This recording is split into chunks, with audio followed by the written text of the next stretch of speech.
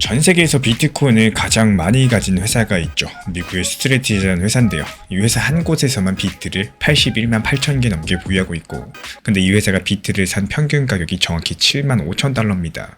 지금 시장 가격이랑 거의 똑같죠. 세계 최대 보유 기업의 수익이 사실상 제로에 가까운 상황인데요.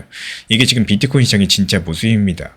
근데 바로 이 회사 대표가 며칠 전 한 행사에서 충격적인 발표를 남겼는데요. 그 사람은 우리 구독자분들도 잘 알고 계시는 마이클 세일러라는 사람입니다. 이 스트래티지의 설립자고요. 이 사람이 비트코인 2026이라는 큰 행사 무대에서 이렇게 말을 했어요. 비트코인 한 개 가격은 장기적으로 1천만 달러까지 갈 거다라는 충격 발표를 남겼는데, 자기 회사가 평가 이익도 거의 못 본 상황에서 1천만 달러를 외치고 있는 겁니다. 이게 듣는 입장에서 어떨까요? 두 가지 반응이 갈리겠습니다. 어떤 사람은 절박해서 저렇게 말한다라고 보고 있고, 또 어떤 사람은 진짜 다음 그림이 보여가지고 저렇게 말한다라고 봅니다. 그래서 저는 그 발언 한 줄에 머물지 않고요, 그 뒤에 이어진 문장들을 들여다봤습니다. 그리고 거기서 리플 홀더분들이 진짜 보셔야 될 신호를 하나 발견했어요. 테일러 측에선 이렇게 덧붙였습니다. 비트코인은 앞으로 그냥 사서 들고 있는 자산이 아니라 스테이블코인과 다른 암호화폐, 그리고 전통 금융을 연결하는 디지털 신용 시스템의 기본적인 담보가 될 거라는 사실입니다. 여기서 담보라는 단어가 핵심인데요. 담보는 돈을 빌릴 때 맡겨두는 보증 자산이란 뜻이고, 즉 세일러의 머릿속에서 비트코인의 자리는 보관용입니다. 말 그대로 위에 깔리는 자산이지 직접적으로 움직이는 자산은 아니라는 뜻이고, 그럼 한 가지 질문이 자연스럽게 떠오르죠. 보관이 비트코인이라면 실제로 돈을 주고받고 옮기는 역할은 누가 하고 있는 걸까요? 세일러는 그 정답을 직접 말하지 않았습니다.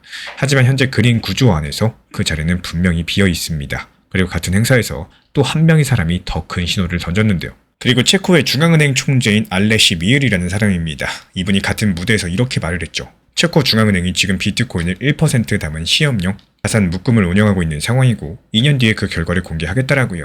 그리고 그 결과를 보고 비트코인을 정식으로 편입할지 결정하겠다고 했습니다. 이게 왜 큰 의미를 가지고 있을까요? 중앙은행은 한 나라의 돈을 책임지는 가장 보수적인 기관입니다. 그런 기관이 디지털 자산을 자기 자산 묶음에 넣겠다라고 공개적으로 말했다라는 거고, 게다가 체코 중앙은행은요, 2022년 인플레이션이 20%까지 올랐던 나라의 중앙은행인데요.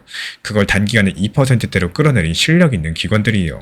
이런 곳이 먼저 움직여준다. 다른 나라들도 자연스럽게 이걸 보게 될 거고, 근데 여기서 한 단계만 더 들어가 보면 상당히 흥미로운 흐름들이 보이게 될 겁니다. 이 중앙은행이 디지털 자산을 자산으로 인정하기 시작한다면 어떨까요? 그 인정의 범위는 한 가지 자산에도 멈추지 않겠죠.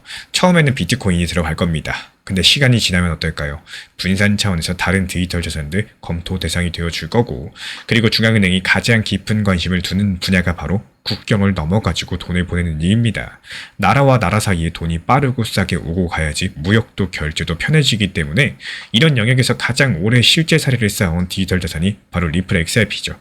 다만 가장 무거운 문이 한번 열리게 된다면 그 문을 통과하는 자산이 비트코인 하나로 끝나기는 어렵다는 말씀을 드리는 겁니다.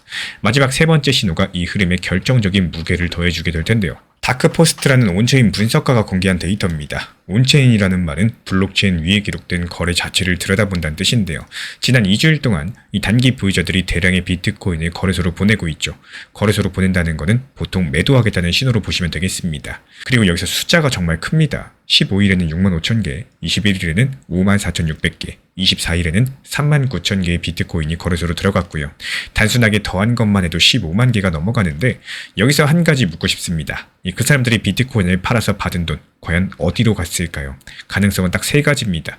먼저 현금으로 빠졌거나, 다른 자산으로 옮겼거나, 더 저렴해진 다른 코인으로 회전을 시키고 있거나, 이런 부분들 단정할 수는 없겠지만 그 돈이 정확히 어디로 흘러갔는지 한 번에 추적할 도구는 아직까지 없는 상황입니다. 한 시장 전체를 놓고 보시면 비트코인이 비싸졌다고 느낀 자금이 다음 후보를 찾아 움직이는 흐름들, 과거에도 자주 있어 왔었고, 그 후보원의 시가총액이 크면서 아직까지 덜 오른 자산들이 들어가는 경우 상당히 많았습니다. 리플 같은 경우에 그 조건에 들어맞는 자산 중에 하나고요. 사상 최고가인 3.65달러에서 지금 1.38달러대까지 빠진 상태고, 4월 한 달 동안 ETF에 8,200만 달러가 순유입되면서 기관 자금들은 조용히 들어오고 있는 상황이죠. 가격은 눌려있는데 자금은 쌓이는 그림이라는 겁니다. 이건 추정이겠지만요. 지금 시장 분위기 안에서 가장 가능성이 높은 시나리오다라고 봐요. 그렇다면 이 모든 신호를 한 줄로 묶었을 때 무슨 그림이 나올 수 있는지 마지막으로 정리드려보자면은, 전 세계 최대 비트코인 보유자가 비트코인의 역할을 보관용으로 좁히고 있고요. 한 나라의 중앙은행이 디지털 자산의 문을 열기 시작을 했고요. 비트코인에서 차익을 실현한 자금들이 그 다음 자산을 찾아서 움직이고 있습니다. 이 세 가지 흐름이 한 방향성을 가리켜준다. 결제 영역에서 자기 자리를 가진 자산이 그 다음 차례로서 시장의 관심을 받을 가능성이 커지겠고, 그래서 지금 가장 가능성이 높은 시나리오, 이렇게 바라보고 있습니다. 비트코인이 평균 단가 부근에서 지지받고 또 한 차례 반등하고 나서 단기 조정에 들어가는 구간들, 이때 차익을 실현한 자금들 일부가 시가총액 상위 알트코인으로 옮겨갈 거고, 그 흐름 안에서 리플이 평균 이상의 움직임을 보여주는 그림입니다. 비트코인이 평단가를 깨고 더 내려가면요, 이런 흐름들은 늦어질 수 있겠고요. 또 반대로 중앙은행 쪽에서 또 새로운 발표가 나오면 더 빨라질 수도 있겠습니다. 다만 제가 오늘 말씀드리고 싶은 내용은요, 이 마이클 세일러의 발언 자체가 비트코인의 역할을 보관용으로 좁혔다. 이런 점에서 결제 영역을 비워둔 신호였었고, 체코 중앙은행의 움직임들은 디지털 자산이 제도권으로 들어오는 첫 번째 도미노가 될 수 있는 신호였습니다. 그리고 비트코인 단기 보유자가 빠져나간 자금들, 그 다음 자산을 찾아서 움직일 가능성이 큰 흐름들이기 때문에, 그렇다면 체코 중앙은행이 약속한 그 2년이라는 시간, 이때 리플 가격에 어떤 의미로 작용할 수 있게 될까요? 이 질문은 다음 영상에서 데이터로서 함께 풀어드려 보도록 하겠습니다. 리또 속이다, 리플 떨어진다, 리플 이제 끝났다, 이런 말들이 많이 나오고 있는 시장이죠. 하지만 정말로 리플이 끝이다라고 생각을 하면 리플을 접으면 되는 겁니다.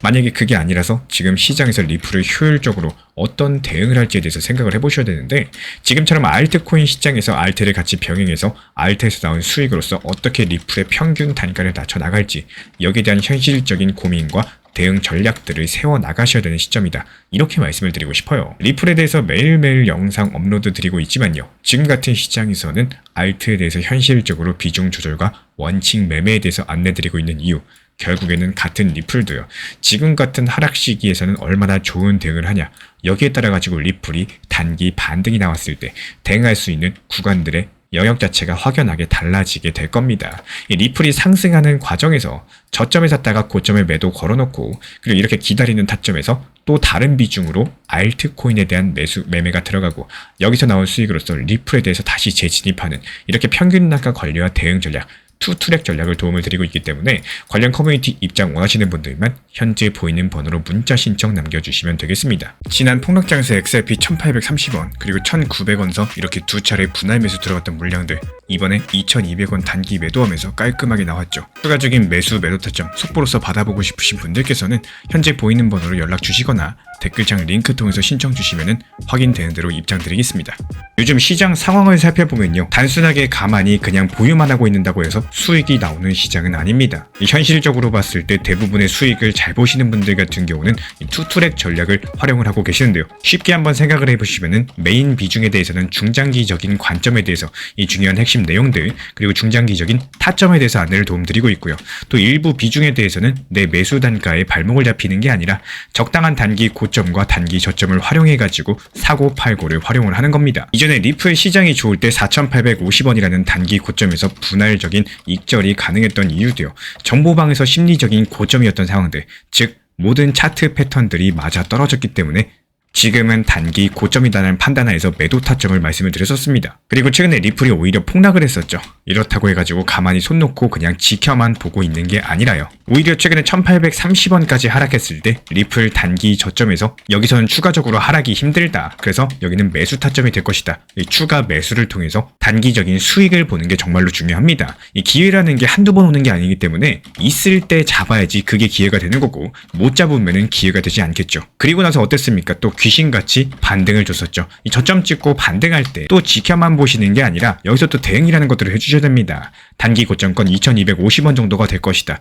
미리 예상해가지고 적당한 고점에서 분할 매도를 통해서 결국에 메인 비중은 중장기적으로 보면서도 이 높았던 메인 중에 평단은 낮췄고요, 오히려 비중과 수량을 늘려나갈 수 있는 투트랙 전략을 활용할 수 있는 방법이자 노하우입니다. 그렇게 2250원 라인에서 분할 매도를 했으면은 다시 한번 바닥 구간이라고 할 수 있는 단기 저점, 다점 1900원 라인에 대해서 리플 정보방에서 다시 한번 안내를 드렸던 이유도요, 결국에 높을 때 팔았으면은 낮을 때 사가지고 효율적인 시장을 대응을 해야 되기 때문입니다. 말 그대로 중장기 비중은 그냥 계속 가져가시면 되는 거고요.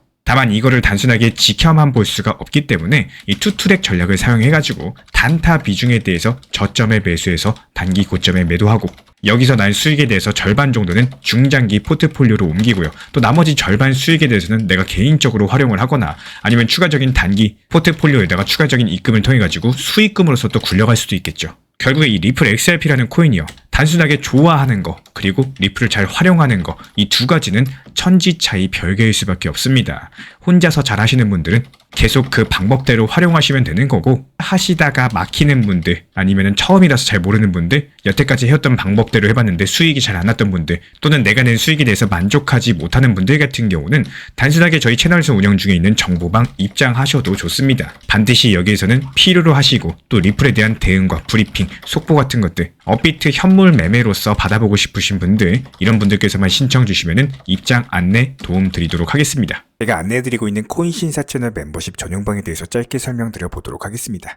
리플, 암호화폐 시장에 대한 중요한 이슈, 그리고 브리핑이나 시장의 흐름에 대한 전문적인 분석 내용 설명과 함께 차트상의 기술적 분석, 온체인 지표와 투자 심리에 대한 내용들을 같이 안내 도움 드리고 있고, 가장 중요한 투자 심리를 컨트롤하기 위해서 포트폴리오의 구성에 대한 노하우, 투자 심리 컨트롤에 대한 내용도 같이 안내드리고 있습니다. 코인 신사 스터디 멤버십 가입하신 분들께서는 아래 번호 혹은 신청 링크 통해서 남겨주시면 제가 연락드리고 있고, 안내 설명과 함께 신사 채널 리플 전용 멤버십 방에도 입장 안내 설명드리고 있습니다. 제가 안내해드리고 있는 코인 신사 채널 멤버십 전용방에 대해서 짧게 설명드려 보도록 하겠습니다. 리플, 암호화폐 시장에 대한 중요한 이슈, 그리고 브리핑이나 시장의 흐름에 대한 전문적인 분석 내용 설명과 함께 차트상의 기술적 분석, 온체인 지표와 투자 심리에 대한 내용들을 같이 안내 도움 드리고 있고, 가장 중요한 투자 심리를 컨트롤하기 위해서 포트폴리오의 구성에 대한 노하우, 투자 심리 컨트롤에 대한 내용도 같이 안내 드리고 있습니다. 코인 신사 스터디 멤버십 가입하신 분들께서는 아래 번호 혹은 신청 링크 통해서 남겨주시면 제가 연락드리고 있고, 안내 설명과 함께 신사 채널 리플 전용 멤버십 방에도 입장 안내 설명드리고 있습니다.